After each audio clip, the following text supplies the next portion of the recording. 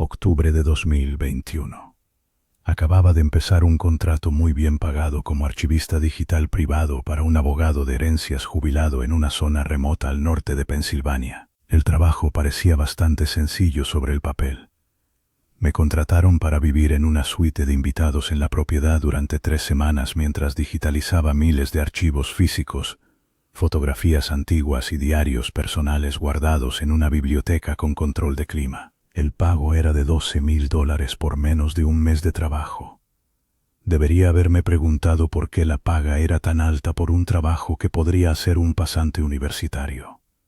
La finca era enorme, una mansión de piedra construida a finales de los años 1920, escondida al final de un camino privado de 6 kilómetros. El dueño, un hombre al que solo conocía como el señor Henderson, supuestamente estaba viajando por Europa y no volvería hasta después de que terminara mi contrato. Me dieron un código para la entrada lateral y una serie de instrucciones que dejaron sobre el escritorio de caoba en la biblioteca. Mi único contacto. Nunca nos vimos en persona. Solo me hablaba a través del sistema de intercomunicación interno de la casa, que era uno de esos equipos antiguos de los años 70 que habían sido instalados en las paredes de cada habitación. Las primeras 2 noches estuvieron bien, aunque un poco solitarias. La biblioteca era una sala circular con estantes de piso a techo. Pasaba 10 horas al día, metiendo documentos en un escáner de alta velocidad. El único sonido era el zumbido rítmico de la máquina y el chasquido ocasional del intercomunicador, cuando Arturo llamaba para revisar. ¿Cómo va el progreso, Elías? Su voz siempre era delgada, como el roce de 2 papeles. Yo le decía que iba según lo previsto, y el intercomunicador se apagaba con un chasquido metálico y seco. En la tercera noche, el ambiente cambió. Estaba escaneando una caja de correspondencia personal de los años 1990. Cuando el escáner se atascó, abrí la tapa para sacar el papel y noté un reflejo en el cristal. Detrás de mí, en la esquina oscura de la biblioteca donde la luz de mi escritorio no llegaba, había una silueta. Parecía una persona sentada en uno de los sillones de terciopelo de respaldo alto. Mi corazón dio un salto. Me di la vuelta rápidamente, con la linterna de mi teléfono ya encendida. El sillón estaba vacío.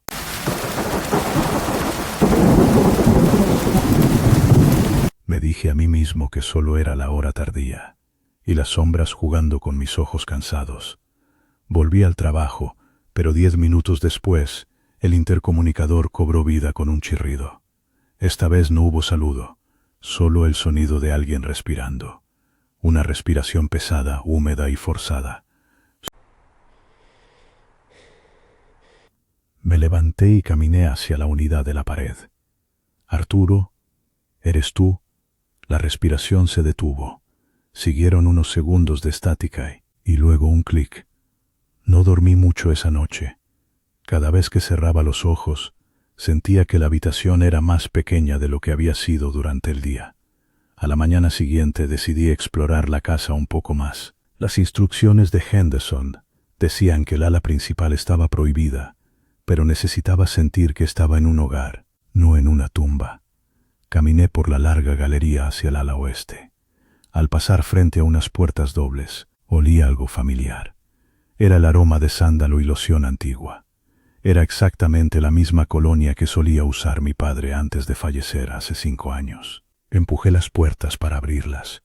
No era un dormitorio. Era un taller lleno de maquetas arquitectónicas. Pero al mirar más de cerca, me di cuenta de que no eran maquetas de edificios famosos. Eran maquetas de cada departamento y casa en la que yo había vivido desde la universidad. Mi estudio en Scranton, la casa en Filadelfia. Incluso la distribución de las habitaciones era exacta. Hasta la posición de mis muebles. Sentí que una ola de náuseas me golpeaba. Esto no era un trabajo de archivo. Esto era algo más.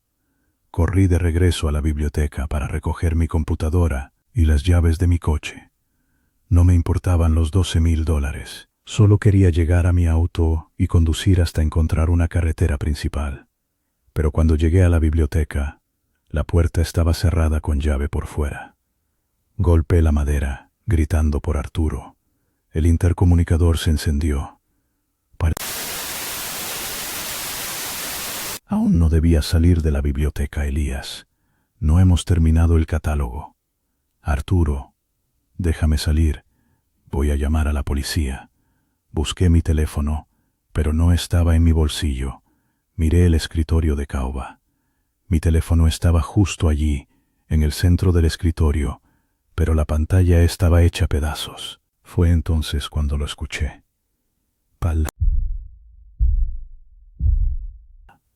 No venía del pasillo. Venía de detrás de los estantes de libros.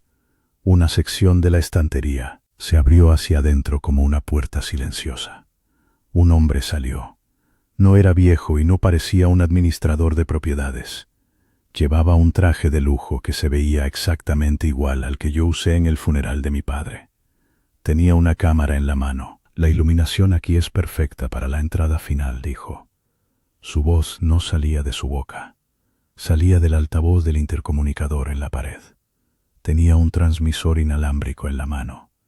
No esperé a que se moviera. Agarré el pesado pisapapeles de cristal del escritorio y lo lancé contra la ventana. El vidrio era grueso, pero el peso del cristal lo agrietó lo suficiente como para que yo pudiera romperlo de una patada. Salí gritando hacia la terraza de piedra, con los trozos de vidrio cortándome las palmas de las manos. No miré atrás.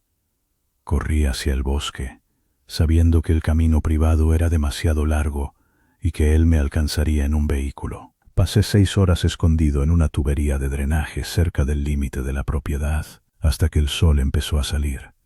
Cuando finalmente llegué a una gasolinera y llamé a las autoridades, enviaron 3 patrullas a la finca. Encontraron la casa completamente vacía, sin muebles, sin archivos, sin maquetas arquitectónicas. La biblioteca era solo una habitación vacía con un solo escritorio y una ventana rota. La policía me dijo que la propiedad había estado en ejecución hipotecaria durante 3 años y que el dueño, un tal señor Henderson, había muerto en 2018. Nunca encontraron a Arturo. Sin embargo, encontraron algo en el bosque cerca de donde yo me había estado escondiendo. Era una caja pequeña y resistente al clima. Adentro había una tarjeta de memoria digital. Cuando los detectives reprodujeron los archivos, encontraron miles de fotos mías.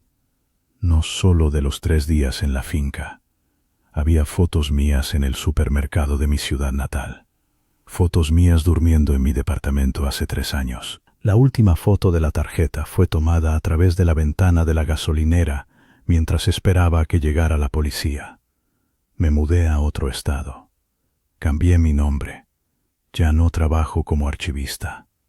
Pero cada vez que entro en una habitación con un sistema de intercomunicación antiguo, o si huelo a sándalo en un lugar con mucha gente, se me eriza la piel. Hace aproximadamente un mes, recibí un paquete en mi nueva dirección privada. No tenía remitente. Adentro había un solo catálogo impreso profesionalmente. Se titulaba La colección Elías, volumen 1. No lo he abierto. No creo que lo haga nunca. Hay gente que colecciona estampillas, hay gente que colecciona monedas, pero hay otros allá afuera que coleccionan vidas, y una vez que estás en su catálogo, nunca sales realmente del estante. Nos vemos en el próximo episodio. No olviden suscribirse.